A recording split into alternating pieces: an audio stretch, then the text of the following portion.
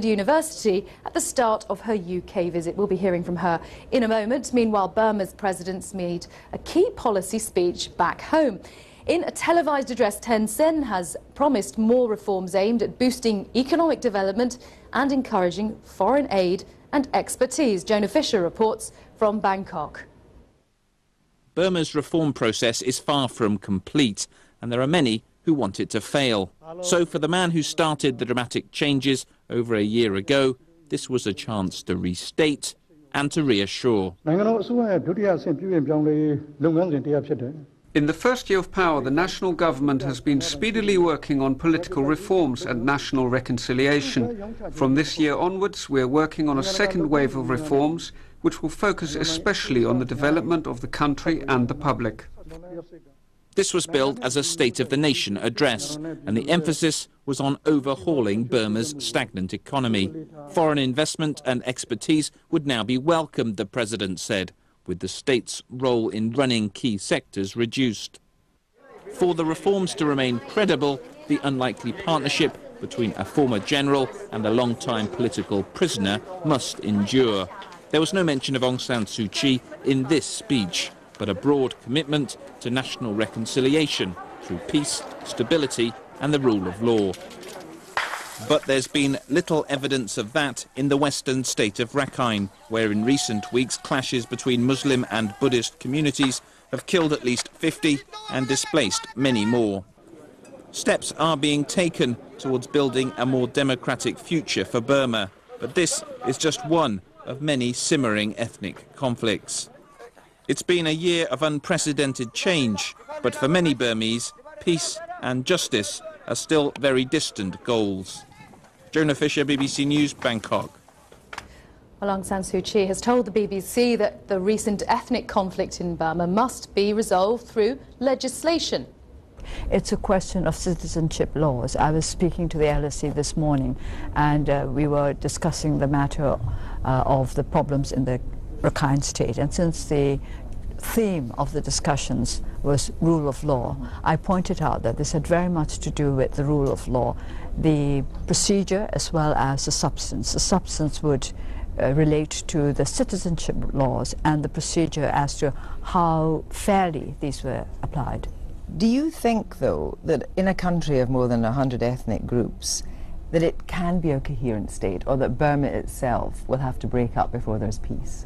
I don't think you need to break up. During the years of our struggle, we have experienced how strong the unity between the ethnic nationalities can be, because our best and most reliable allies were the ethnic nationality parties. I have said this often and I repeat it. It was not any of the other Burmese-dominated political parties, but the ethnic nationality parties that stood by the National League for Democracy very firmly. You're in a very different place politically now. Is there a danger, though, that you have been, in a way, a victim of a confidence trick, that the government has you where it wants you and it's got what it wanted? Where has it got me? It has got what it wanted in terms of the lifting, the immediate lifting of EU sanctions. No, and there's suspension of sanctions. The suspension of sanctions. Which is not the same as the lifting of sanctions.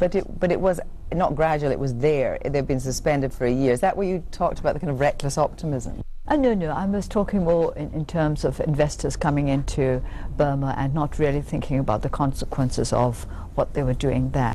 I'm not against the suspension of sanctions because for a couple of reasons. One is that for too long the government has blamed sanctions for the mess the economy was in, and now they'll have to prove that without sanctions they can really do something for the economy. And then the second reason is that I think we need to look more to our own resources, the internal resources of the country, to bring about change than to depend too much on external factors. It's Aung San Suu Kyi speaking to Kirsty Walk as she visited the BBC here in London. Plenty more on her visit to the UK, of course, in forthcoming days here on BBC World News. Now, both presidential 4 days, the country that was her home for many years before she returned to Burma. Well, a little earlier, she arrived at Oxford University. She'll celebrate her birthday there. On an earlier visit to the BBC, Ms Suu Kyi paid tribute to the World Service for keeping her in touch during her years of house arrest. Caroline Hawley's report contains some flash photography. All rise for the Nobel laureate.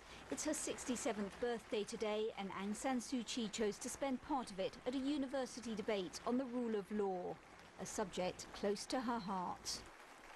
The reason why I've emphasized rule of law so much in my political work is because this is what we all need if we are to really proceed towards democracy. Outside, there'd been big queues to hear her speak.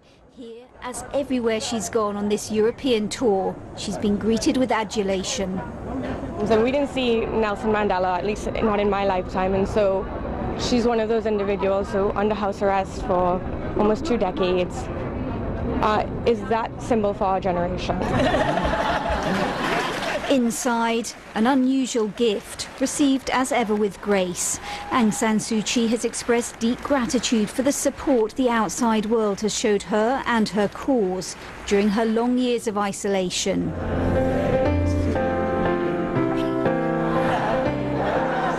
It's the birth of a new Burma that Aung San Suu Kyi is still working tirelessly towards. Reforms there have allowed her to leave the country this year for the first time in nearly a quarter of a century. In a busy schedule that will see her address both Houses of Parliament and meet the Prime Minister and Prince Charles, Aung San Suu Kyi also found time to visit the BBC. She'd been an avid listener under house arrest. One person she's been particularly keen to meet, the DJ Dave Leave-Travis, dubbed the Hairy Cornflake, all scrubbed up for the occasion.